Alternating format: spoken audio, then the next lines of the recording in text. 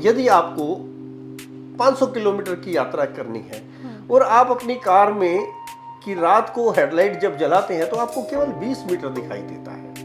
तो यदि आप ये सोचें मुझे 500 किलोमीटर जाना है और वहां तक तो मुझे दिखाई नहीं दे रहा, तो आप उस यात्रा को अगर स्टॉप कर दें, ना जाएं, तो कैसे वो आपकी यात्रा पूर्ण होगी। परंतु जब आप उसको 20 मीटर के लिए यात्रा स्टार्ट करते हैं कि मुझे 20 मीटर दिखता है, तो जैसे आप उस 20 मीटर को क्रॉस करते हैं तो आपको आगे का 20 मीटर और उसके आगे का, तो इस प्रकार से 500 किलोमीटर तक की यात्रा आप कर सकते हैं। सर, हमारे प्रधानमंत्री माननीय श्री नरेंद्र मोदी जी के बारे में आप क्या कहेंगे? देखिए, वो युग पुरुष है। आपने एक बात कही कि भाई लोग क्या कहेंगे, लोगों ने उनको क्या क्या नहीं कहा। जब वो गुजरात के मुख्यमंत्री थे, आपने देखा कितने उनके ऊपर एलिगेशन लगाते थे, हिंदू मुस्लिम का टैग लगा दिया गया। जैसे मैंने अभी कहा था कि नेगेटिव थॉट्स को उन्होंने आने नहीं दिया। अपने इतने प्रहरी बन करके खड़े हुए, जो उन्होंने किसी ने भी बोला, लोगों की परवाह नहीं की। नमस्कार, मैं हूं पूजा महेश और आज हम मिलने वाले हैं डॉक्टर श्रीमान नरेश बंसल जी से, जो अच्छा मोटिवेशन करते हैं, सामाजिक कार्य करते हैं। तो आइए इनसे मिलते हैं, डॉक्टर नरेश बंसल जी से। नमस्कार सर, पहले तो हमें ये बताइए, आप इतने सारे कार्य करते हैं, तो आपने एक कब से शुरुआत किया है? देखिए, वो कहते हैं होनहार बिरवान के होत चिकने पात। जैसे जैसे जब कोई व्यक्ति के अंदर कोई प्रतिभा होती है, वो बचपन से ही उसके अंदर उस तरह के गुण होते हैं। तो बिरवान शब्द कहा, होनहार बिरवान का अर्थ होता है पौधे को बिरवान कहा जाता है, और एक बच्चे को भी बिरवा कहा जाता है। तो जैसे ही कोई बच्चा अपने इस तरह के कोई लक्षण बताने लग जाता है, कि आभास देने लग जाता है, उसके क्रियाकलापों के द्वारा ये पता चलने वाला है, हो जाता है कि ये बच्चा किस डायरेक्शन में जाने वाला है। तो इसी प्रकार से हमारे अंदर जो हमारे पूर्वजों ने, जो हमारे पेरेंट्स ने जो संस्कार दिए, वो इसी प्रकार के थे कि हम न केवल अपने लिए बल्कि समाज के लिए भी कुछ काम कर पाए। अपने लिए तो पशु भी काम करते हैं, परंतु समाज के लिए काम करना, देश के लिए काम करना, प्रकृति जो हमें इतना कुछ देती है, उसके लिए भी हम थोड़ा सा भी योगदान दे पाए, तो निश्चित रूप से हम सब लोग, हमारा जीना सफल हो सकता है। तो यही भावना के साथ, इसी बातों के साथ हम पले बड़े हुए और उसी को आज तक जीवन में आत्मसात करते हैं, और उसी के कारण से आज मैं आपके सामने बैठा हूँ। सर, आपका काम करने का वक्त में सबसे बड़ा चैलेंज क्या होता है? देखिए, कोई भी काम जब आप करते हैं, कोई भी काम, तो उसके सामने विभिन्न प्रकार के चैलेंज होते हैं। जो भी काम कोई व्यक्ति चूज करता है, तो ऐसा नहीं है कि उसे आराम से थाली में परोस करके कुछ भी काम मिल जाए। वो भी तब हो पाता है, सपोज आपने कोई गाड़ी चलाना सीखा तो निश्चित रूप से पहले आपको बड़ा सावधानी से उसको चलाते हैं, तो डिफरेंट डिफरेंट तरह के आपके पास चैलेंजेस आते हैं। आपने कॉलेज में, स्कूल में या कोई नौकरी ज्वाइन करते हैं, तो डिफरेंट डिफरेंट तरह के चैलेंज आते हैं। आप कोई बिजनेस स्टार्ट करते हैं तो अलग तरह के चैलेंज आते हैं। आप समाज में कोई काम करने जाते हैं तो आपको डिफरेंट तरह के चैलेंजेस आते हैं। परंतु यदि आप एक कदम आगे बढ़ा लेते हैं, यदि आप निकलते हैं घर से और काम करने का एक प्रण कर लेते हैं कि मुझे उस जगह पर जाना है, तो निश्चित रूप से वो चैलेंजेस आपके सॉल्व हो जाते हैं, वो प्रॉब्लम्स आपकी खत्म हो जाती हैं। तो हर समय, हर व्यक्ति के सामने हर दिन नए चैलेंज होते हैं। इसी प्रकार से मेरे सामने भी हर रोज, यदि आपके पास कोई चैलेंज नहीं है, इसका अर्थ यह है कि परमात्मा ने आपको उस योग्य नहीं समझा। तो निश्चित रूप से हर व्यक्ति के सामने हर रोज नए चैलेंज आते हैं, जिन्हें हम आसानी से पार कर सकते हैं। जैसे यदि आपको 500 किलोमीटर की यात्रा करनी है और आप अपनी कार में की रात को हेडलाइट जब जलाते हैं, तो आपको केवल 20 मीटर दिखाई देता है। तो यदि आप ये सोचें मुझे 500 किलोमीटर जाना है और वहां तक तो मुझे दिखाई नहीं दे रहा, तो आप उस यात्रा को अगर स्टॉप कर दें, ना जाएं, तो कैसे वो आपकी यात्रा पूर्ण होगी। परंतु जब आप उसको 20 मीटर के लिए यात्रा स्टार्ट करते हैं कि मुझे 20 मीटर दिखता है, तो जैसे आप उस 20 मीटर को क्रॉस करते हैं, तो आपको आगे का 20 मीटर और उसके आगे का, तो इस प्रकार से 500 किलोमीटर तक की यात्रा आप कर सकते हैं। इसी प्रकार से मेरे जीवन में या हम सबके जीवन में होता है। सर, पब्लिक या समाज का विरोध का कभी आपको सामना करना पड़ा है? निश्चित रूप से हर व्यक्ति को पब्लिक का या हर व्यक्ति को समाज का विरोध का सामना करना पड़ता है। आप कोई भी काम करने जाएंगे तो पहले लोग आपका मजाक उड़ाएंगे। सबसे बड़ा है रोग, क्या कहेंगे लोग। तो यदि आप उन लोगों की परवाह करें तो आप अपने गोल तक नहीं पहुंच पाएंगे। आपने जो संकल्प किया, आपके सामने वो बड़ा है या लोगों को संतुष्ट करने का आपका गोल है। आप कभी भी जीवन में किसी पूरी जनता को संतुष्ट नहीं कर सकते। एक समय आता है कि जो लोग आपके विरोधी होते हैं, जब आप ऊपर चले जाते हैं तो वो भी आपकी जय जयकार करने लग जाते हैं। और यदि आप उनको, समाज के लोगों को, पब्लिक के विरोध को देख करके अपने आप को रोक लेते हैं, रेस्ट्रिक्ट कर लेते हैं, वहाँ पर बाधा हो जाते हैं और घर बैठ जाते हैं, तो निश्चित रूप से आप अपने गोल के प्रति संकल्पवान नहीं हैं और आप वहाँ तक नहीं पहुँच पाओगे। तो यदि आपको पब्लिक के या समाज के लोगों की बातें सुनने में ज़्यादा इंटरेस्ट है तो अपने गोल को पूरा नहीं कर पाएंगे। सर, गवर्नमेंट या लोकल ऑथोराइटी से आपको कभी सपोर्ट मिला है? जी, क्या होता है, हम सब लोगों के अंदर एक धारणा बनी हुई है कि गवर्नमेंट के लोग या लोकलाइट्स हम लोगों को सपोर्ट नहीं करते, परंतु जाकी रही भावना जैसी प्रभु मूर्तिन देखी तैसी। यदि आप अपने माइंड के अंदर इस प्रकार की पॉजिटिव थिंकिंग कर लेते हैं कि मैं जिसके पास भी जाऊंगा वो मेरी बात क्यों नहीं सुनेगा, मैं उसको अपनी बात समझाऊंगा, आप समर्पण भाव से जा कर के देखिए तो निश्चित रूप से वो लोग भी आपको आलिंगन में भरने के लिए तैयार होते हैं। परंतु कई बार यदि हमारे अंदर संकोच होता है, हमारे अंदर संदेह होता है, तो हम अपनी बात को ठीक प्रकार से एक कॉन्फिडेंस के साथ उनके सामने नहीं रख पाते। इसलिए गवर्नमेंट अथॉरिटीज या लोकलाइट्स या कोई भी व्यक्ति आपको उस तरीके से नहीं देखता और आपकी प्रॉब्लम को सॉल्व करवाने के लिए तैयार नहीं होता।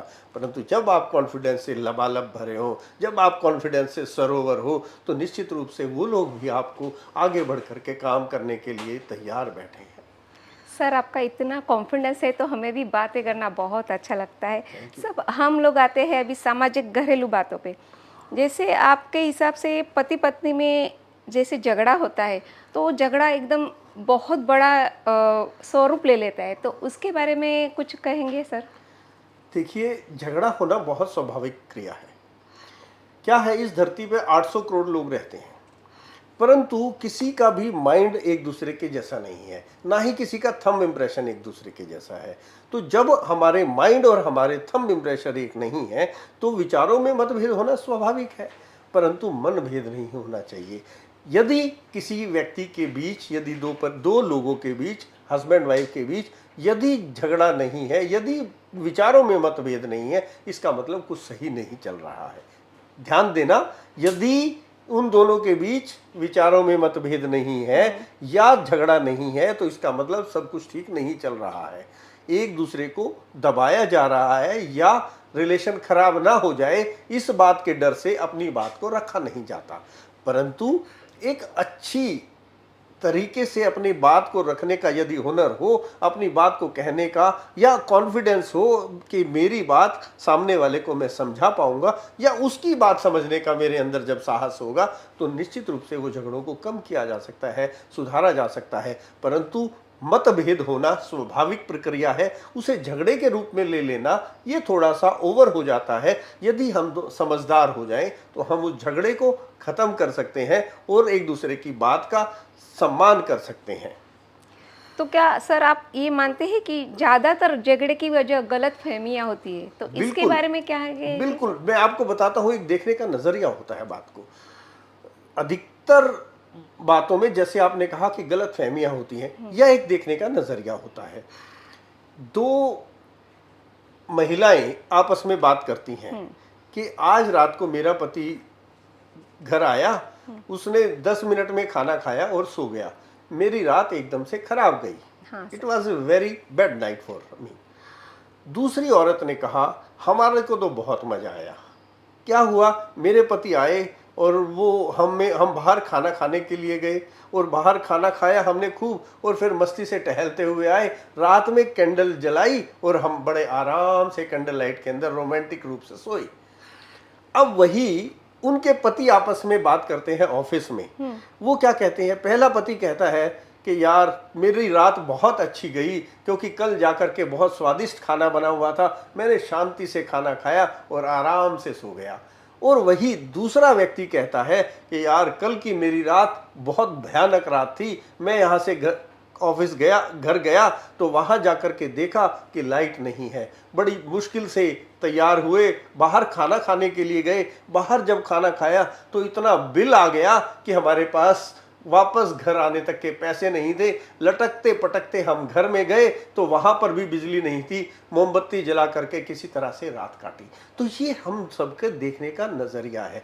यदि हम चीज़ों को एक्सेप्ट करना सीखें और बातों को कहने का अंदाज, जैसे जिस व्यक्ति ने जो बात, जिस लेडी ने वो बात कही कि हमारी रात बहुत अच्छी गुजरी, तो यदि उस बात को इस रोमांटिक अंदाज में दूसरी वाली लेडी भी कही कि बड़ी शांति प्रिय तरीके से सोए, और इसी प्रकार से उन आदमियों के अंदर भी यदि ये भाव होता, ये बात रखने का नज़रिया होता, तो झगड़ा नहीं हो सकता।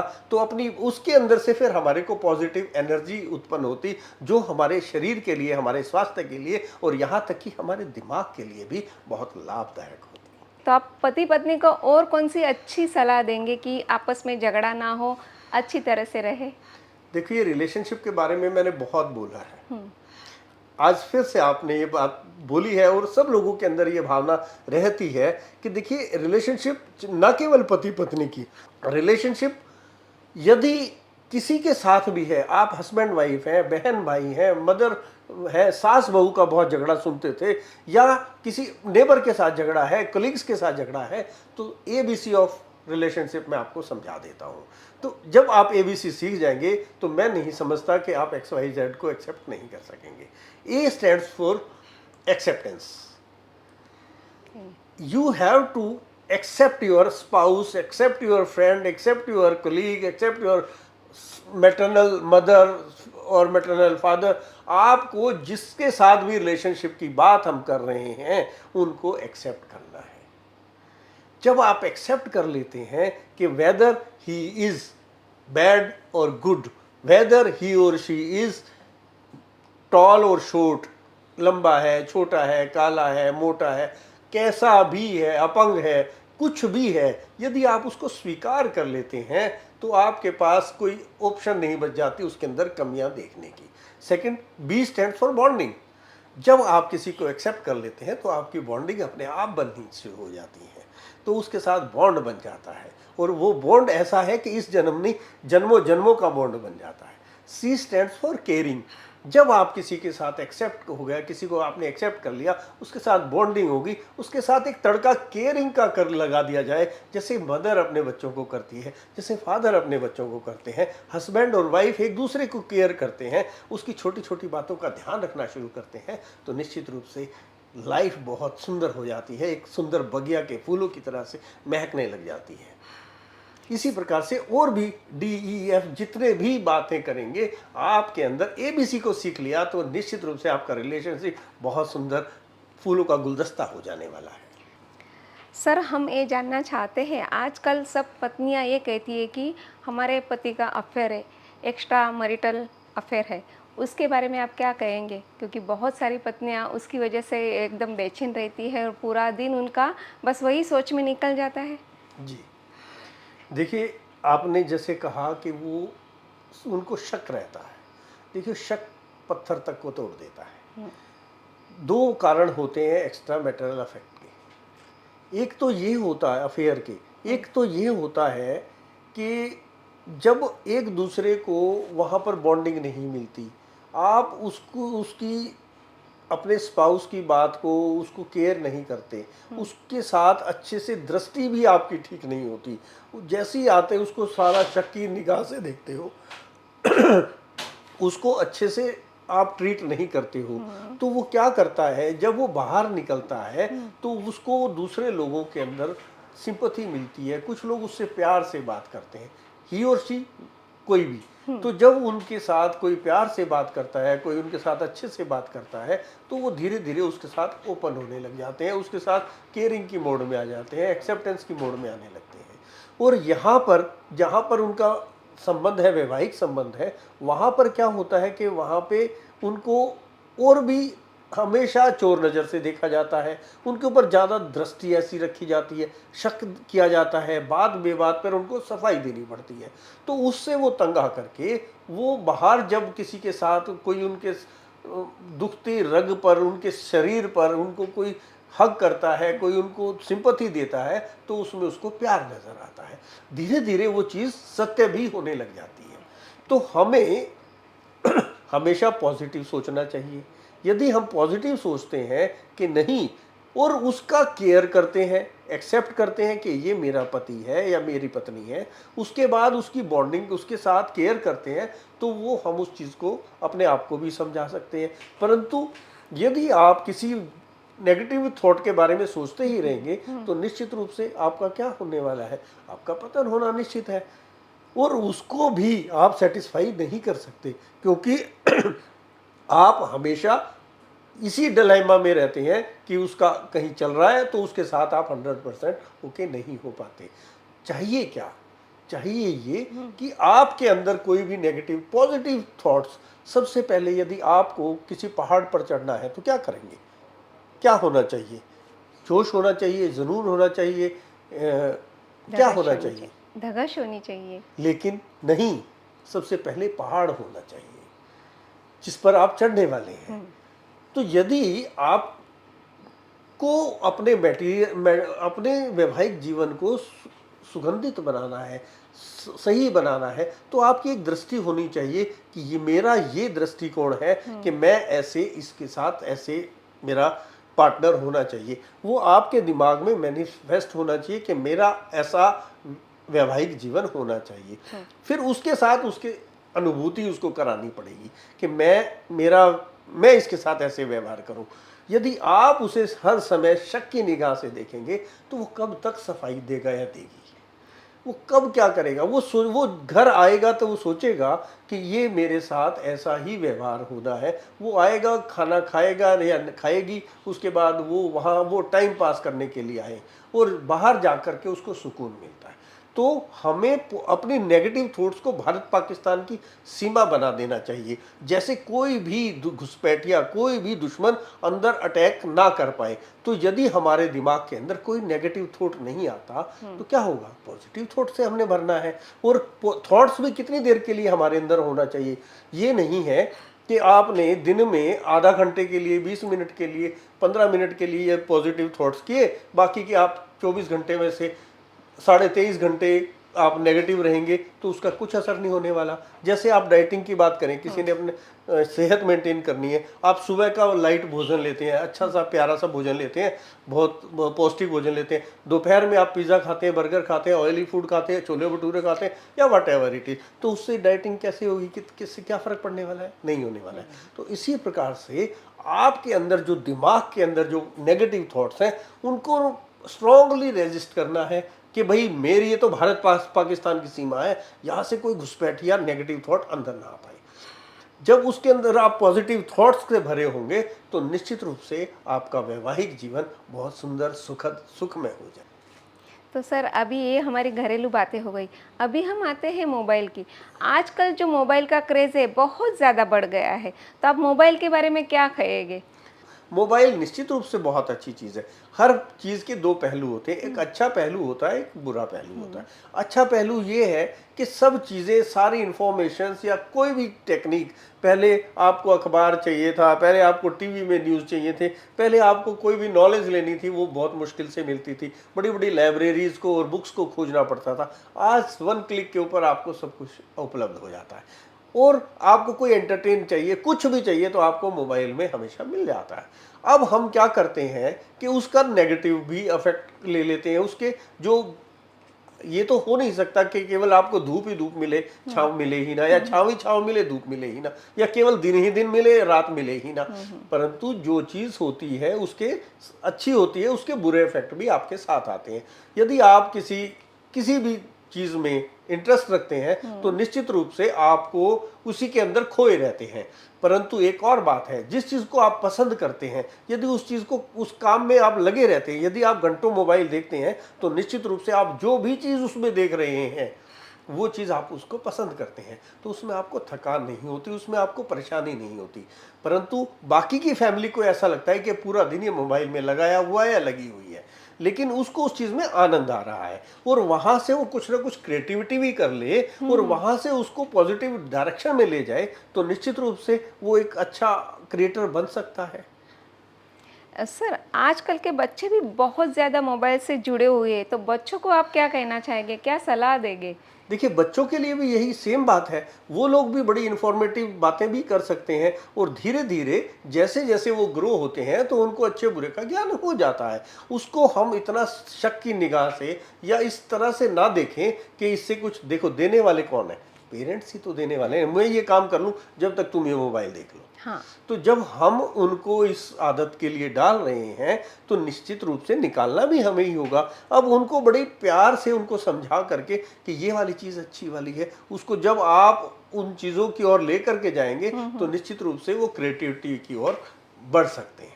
यानी मोबाइल के दो साइड है, एक साइड इफ़ेक्ट भी है और एक अच्छा भी है। राइट। तो जैसे कहना चाहूँगी कि जैसा इस्तेमाल करो वैसा।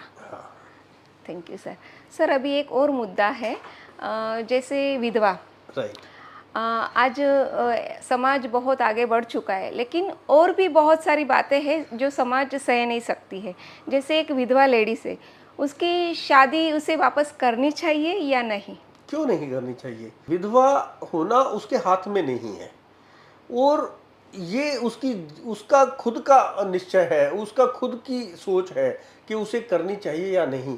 यदि उसकी इच्छा है, यदि उसकी लाइफ उसको कैसे उसने गुजारनी है, इस बात पे डिपेंड करता है। अब बहुत से लोगों ने शादियां ही नहीं की। आप एपीजे अब्दुल कलाम को देखें, आप नरेंद्र भाई मोदी को देखें, सलमान खान को देखें, बहुत सारे लोग हैं जिन्होंने शादी और वो अपने जीवन में सक्सेस भी है। यदि कोई लेडी विधवा हो जाती है और वो ये सोचती है कि नहीं, मैं स्टैंड हूँ, मुझे किसी की आवश्यकता नहीं, तो ये उसकी इच्छा है। और यदि वो ये चाहती है कि मेरा विवाह होना चाहिए, तो ये उसका अपना खुद का डिसीजन है। उसमें किसी बाहर के आदमी की आवश्यकता नहीं है कि उसको ये बताए, रोके या बताए कि तुझे करना चाहिए। तो ये उसका खुद का डिसीजन होना चाहिए और निश्चित रूप से यदि वो चाहती है तो करना चाहिए। अब उसमें दो संभावनाएं हो सकती हैं, या तो वो अपने पेरेंट्स के साथ रहती है, अकेली रहती है, या अपने ससुराल पक्ष के साथ रहती है। तो ससुराल पक्ष के साथ रहती है तब थोड़ी सी प्रॉब्लम हो सकती है, परंतु उसको सॉल्व करने के लिए भी आपको यह देखना है कि भाई आपका फ्यूचर कहाँ है। क्या वहां पर आपका फ्यूचर है, ससुराल में फ्यूचर है, या आपका टारगेट क्या है। तो आपको उस तरह से, हो सकता है उनका विरोध भी हो, परंतु उनको भी समझा करके यदि आपका टारगेट शादी करने में आपको खुशी मिलती है तो निश्चित रूप से कर लेनी चाहिए। लेकिन सर आज भी ऐसा समाज है जो विधवा की शादी होती है उसके ऊपर उंगली उठाते हैं, तो क्या करना चाहिए विधवा महिला को? कुछ तो लोग कहेंगे, लोगों का काम है कहना। क्या होता है, लोगों ने तो कुछ कहना ही है। लोगों की उंगली से कोई फर्क नहीं पड़ता। आप क्या करना चाहते हैं, हर व्यक्ति के ऊपर। आपने पहले ही पूछा था कि क्या आपको कोई चैलेंजेस का सामना करना पड़ा। ऐसा कौन व्यक्ति है जिसने कभी चैलेंजेस का सामना ना किया हो। तो यदि आपके रास्ते में लोग आते हैं तो आप किस किस को सेटिस्फाई कर सकते हैं। क्या आपका पर्पस लोगों को सेटिस्फाई करना है या अपना जीवन जीना है, ये आपको चूज करना होगा। तो लोगों की परवाह नहीं करनी चाहिए। लोग तो चढ़ते सूरज को सलाम करते हैं। तो इसलिए आप क्या चाहते हैं ये ज़्यादा इंपॉर्टेंट है, बजाय इसके कि लोग क्या कहेंगे। सबसे बड़ा है रोग क्या कहेंगे लोग, इससे तो बाहर निकलना ही होगा। सही बात है सर। अगर सर विधवा की शादी हुई, अगर उससे बच्चे हुए, या बेटी हुई या बेटा, अगर बेटी हुई तो वो शादी लायक हो गई, उसे शादी करवानी है, तो सामने वाला परिवार उसे एक्सेप्ट क्यों नहीं करता कि नहीं तुम्हारी मम्मी ने दूसरी शादी की है, मैं तुझसे शादी नहीं कर सकता, या हम लोग नहीं शादी करने चाहते हैं आपसे? पूजा जी, इस बारे में मैं ये कहना चाहूँगा कि जहाँ तक इलिटरेसी की बात है वहाँ पर तो ऐसा संभव है। जहाँ बच्चे अपने पैरों पर खड़े हैं, आज मैं समझता हूँ कि अधिकांश लोग अपने पैरों पर खड़े हैं। यदि वो उस विधवा का भी बच्चा है, लड़का है या लड़की है, सेल्फ डिपेंडेंट है, तो उसके पास राइट है कि मैं उस फैमिली के को चूज करूँ या ना करूँ। बजाय इसके कि वो फैमिली आपको एक्सेप्ट करे या ना करे, आपके पास वो राइट है कि आप उस फैमिली को जो इस दकियानूसी विचारधारा से ग्रसित है उसके साथ आपने शादी करनी है या नहीं, ये डिसीजन आपका होना चाहिए, उस परिवार का नहीं। सर, मैं तो बहुत खुश हूँ कि आपके जैसे विचार सबके हो हमारे समाज में, तो आज हमारा समाज कहाँ से कहाँ चला जाए। इसमें समाज का की आवश्यकता नहीं है, ये चॉइस हमारी है कि हमने किस व्यक्ति के साथ शादी करनी है। जो इतनी रूढ़िवादिता में फंसे हुए हैं उन लोगों के साथ हमें संबंध बना करके आगे भी क्या खुशी मिलने वाली है? नहीं। शादी इंसान के लिए ज़रूरी है, महिला के लिए ज़रूरी है, या महिला अपने बलबूते पर अकेले जीवन व्यतीत कर सकती है सर? ये उसकी सोच पर निर्भर करता है। बहुत सारी महिलाएं हैं, आज रेखा को देख लीजिए, कितनी मशहूर एक्ट्रेस हैं, या बहुत सारी महिलाएं हैं जिन्होंने शादियां की हैं तो उनके भी कितने सारे तलाक भी हुए हैं। इस बात की कोई गारंटी नहीं है या कोई फार्मूला नहीं है कि आप शादी से खुश हो सकते हैं या नहीं। आपके जीवन में हर रोज नए नए उतार चढ़ाव आते ही रहते हैं, तो आप इन बातों में ना फंसें कि शादी करना चाहिए या नहीं। आप एक टारगेट फिक्स करें, इफ़ यू फील गुड तो आपको शादी कर लेनी चाहिए। और यदि आप समझते हैं कि नहीं, मैं खुद ही, बहुत सारी महिलाएं हैं जिन्होंने शादी नहीं की या शादी की तो छोड़ दी, उसके बाद भी ऊंचाइयों के नए आधार स्तंभ स्थापित किए हैं। सर, महिलाएं, ज़्यादातर महिलाएं घरों में रहती है और घर की वजह से वो लोग ज़्यादातर सब सारी बातें से, जिम्मेदारी से डिप्रेशन में चली जाती है। तो आप वो डिप्रेशन में से निकलने के लिए महिलाओं को क्या सलाह देंगे? यहाँ पे पूजा जी आपको मैं रोकना चाहूँगा कि घर की में रहने की वजह से डिप्रेशन में चली जाती हैं। ऐसा है, उनकी मानसिकता ये है कि जिस वजह से वो डिप्रेशन में जाती हैं। आपको पॉजिटिव थिंकिंग जो स्कूलों में, कॉलेजों में, यूनिवर्सिटी में नहीं पढ़ाई जाती, उन चीज़ों को सीखना है। वो सीखा हम सब लोगों के माध्यम से सीखा जा सकता है। क्या होता है कि जब आप घर के काम के अलावा जब थोड़ा सा बाहर निकलते हैं, आज दुनिया के अंदर आपके पास फ़ोन है, नेट है, सब चीज़ें हैं, सब जानकारियां हैं, आप कुछ भी काम कर सकते हैं। आप किसी डायलेमा से कैसे बाहर आना है, इन सब चीज़ों को सीख सकते हैं। आप पॉजिटिव एनर्जी से भरे होंगे तो आप डिप्रेशन में कैसे जा सकते हैं। आपको कोई ये किसी बात को ये कह देना कि घर में रहने की वजह से डिप्रेशन है, तो ये गलत है। आपने अब उस डिप्रेशन को घर में रह करके, मैं इतने सारे लोगों को दिखा देता हूं जो अच्छे अच्छे पदों पर है फिर भी वो डिप्रेशन में हो जाते हैं। परंतु क्यों होता है ऐसा? वो अपने दिमाग के अंदर नेगेटिव थॉट्स को आने देते हैं। वो ऐसा मानने लग जाते हैं कि मुझ में कोई बात है जो स्ट्रेस का कारण बने जा रही है, और उसको कंटिन्यूटी रखने से वो डिप्रेशन की स्थिति बन जाती है। परंतु आप हमेशा ऊर्जा से भरपूर रहेंगे तो निश्चित रूप से कोई डिप्रेशन, कोई इस प्रकार की बात आपके आसपास भी नहीं आने। आपका प्रभाव तो चुंबकीय होना चाहिए, जो भी आपसे मिले वही आपकी ओर आकर्षित हो जाना चाहिए। सर, अभी जो आप हम लोग बातें कर रहे हैं, तो आपके जो बातें हैं युवा वर्ग भी सुनते हैं, तो आप युवा वर्ग को क्या बोलना चाहेंगे, क्या सलाह देना चाहेंगे कि आगे क्या करें क्या नहीं करके? देखिए, करना हर व्यक्ति को खुद चूज करना है, लेकिन मैं कुछ बातें बता सकता हूं कि सबसे पहले आपको गोल सेट करना चाहिए। वो देखिए, आप टिकट काउंटर पे जाके खड़े हो जाते हैं और स्टेशन मास्टर आपको कहता है, और आप उसको कहते हैं टिकट दे दीजिए। स्टेशन मास्टर आपसे पूछता है कहाँ का टिकट दूं, तो आप, यदि आपके पास ये बताने के लिए नहीं है तो वो कहाँ का टिकट देगा? वो कहीं का भी टिकट नहीं देगा। आप कहाँ जाओगे? कहीं भी नहीं जाओगे।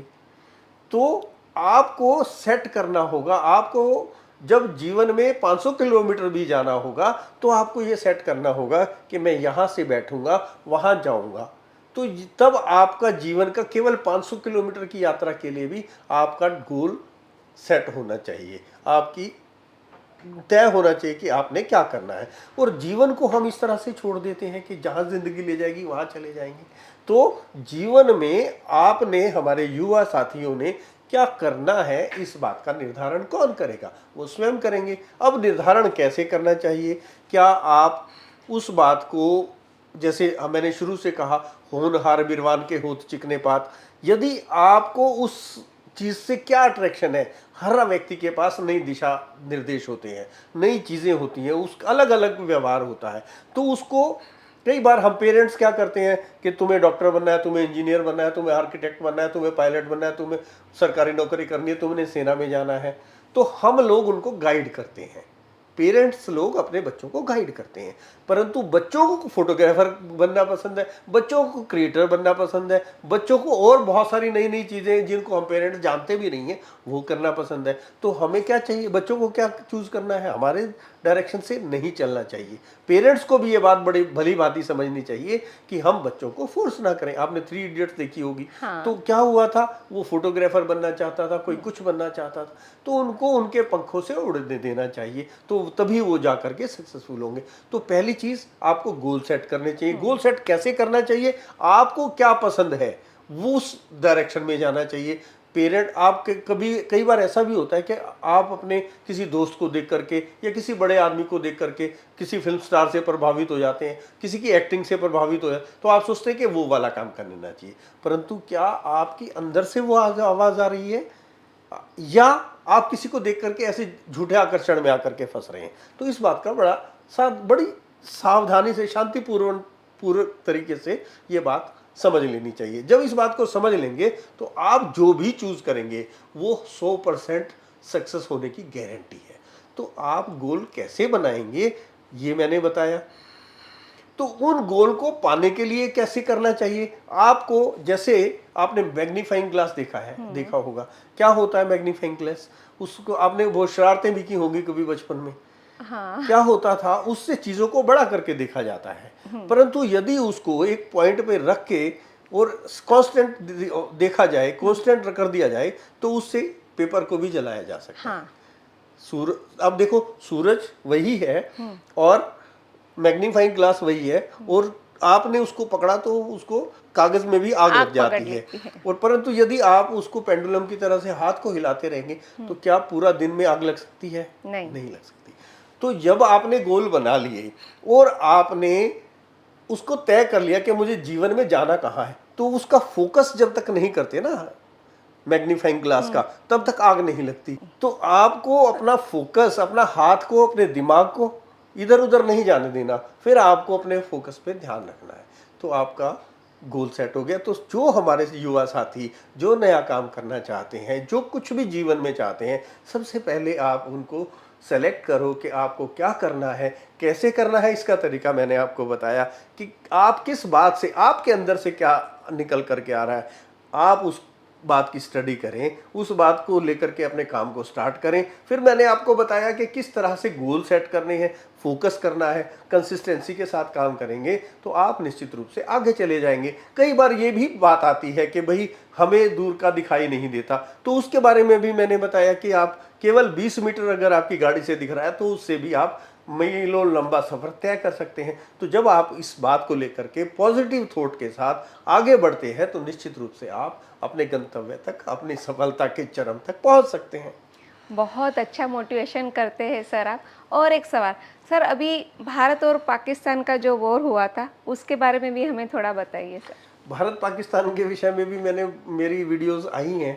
तो क्या होता है कि ये वास्तव में जो दिख रहा है वैसा नहीं था। अब तो सारा स्पष्ट हो गया, लेकिन मेरी वीडियो तो स्टार्टिंग में ही आई जैसे थी। कि 2 महिलाओं ने वहाँ बहुत Yes. अच्छा काम किया। जी जी। हाँ, जो महिलाओं के ऊपर जो जिम्मेदारी दी गई थी, तो हमें निश्चित रूप से उन पर गर्व की बात है कि हमारे देश की महिलाएं, उन्होंने इस तरह से अपनी इज्जत का एकदम से हमारे सर गर्व से ऊंचा किया, तो निश्चित रूप से उनके लिए सम्मान की बात है। हम सब लोग उनके प्रति दया से और आदर के साथ उनके सामने सैल्यूट करते हैं, और बहुत सुंदर हुआ है।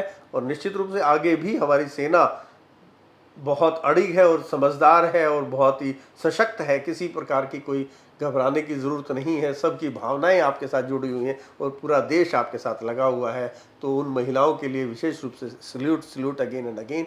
और भारत की सारी सेना को और इवन मोदी जी को भी बहुत बहुत शुभकामनाएं। और उन्होंने किस शांति और किस कूटनीति के द्वारा उन्होंने कहा था कि 7 तारीख को हम मॉक ड्रिल करेंगे, और 6 तारीख की रात को उनके सारे जो आतंकवाद के ठिकाने थे उनको नेस्तनाबूद कर दिया।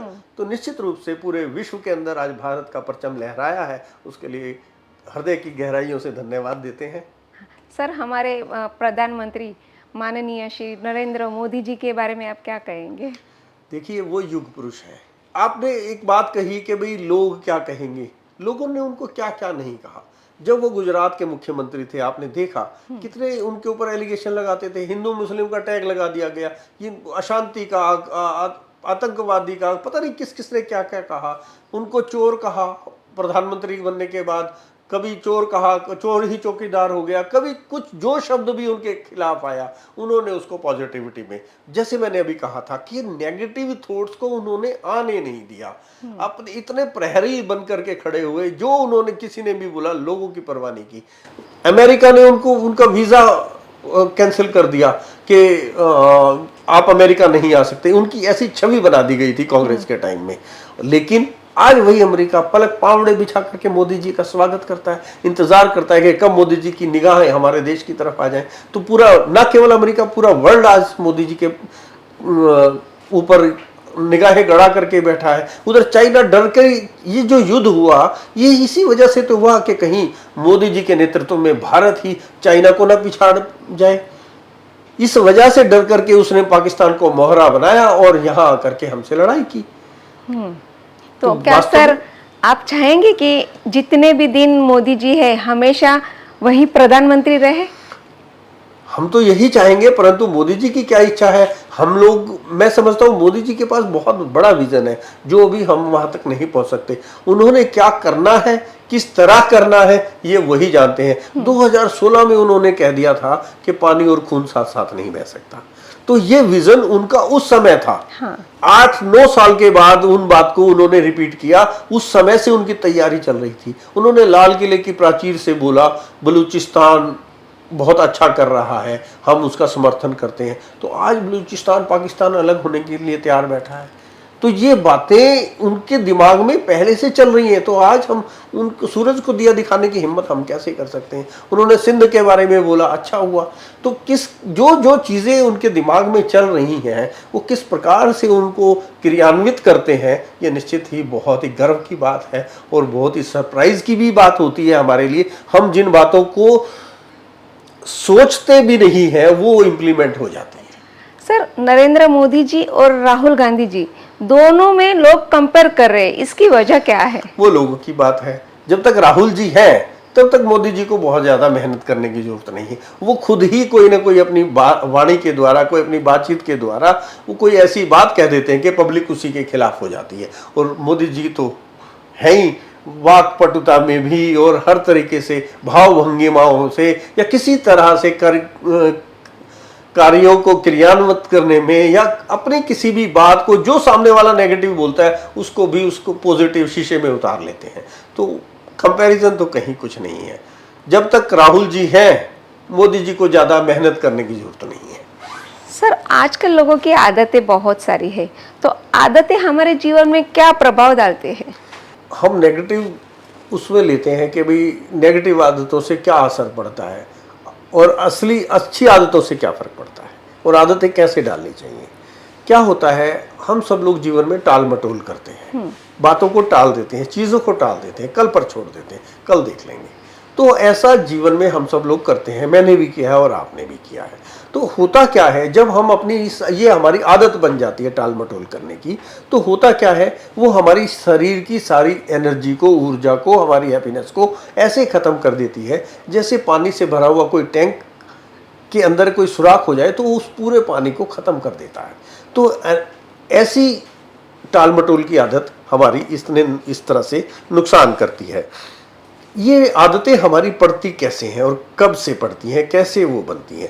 जैसे हम स्कूल में जाते हैं तो क्या होता है, वहाँ पर हमारे टेस्ट होते हैं, क्वार्टरली टेस्ट होते हैं, हाफ ईयरली होते हैं, फिर फाइनल टेस्ट होते हैं। तो हम सब लोग क्या करते हैं, पूरा साल पढ़ाई नहीं करते हैं। जब क्वार्टरली टेस्ट आते हैं हम समझते हैं इनकी अहमियत ज़्यादा नहीं है, तो थोड़ा सा उस दिन मेहनत की, थोड़ा सा पढ़ाई किया और एग्ज़ाम दे आते हैं, क्योंकि उसमें पास फेल नहीं होता। उसके बाद हम क्या करते हैं, फिर हाफ ईयरली आता है, तब भी हम पूरा साल, आधा साल मस्ती करते हैं और थोड़ा बहुत उस दिन काम किया, क्योंकि हमारे ऊपर एक डर नहीं होता, तो हम थोड़ा सा काम किया और एग्ज़ाम दे करके आ जाते हैं।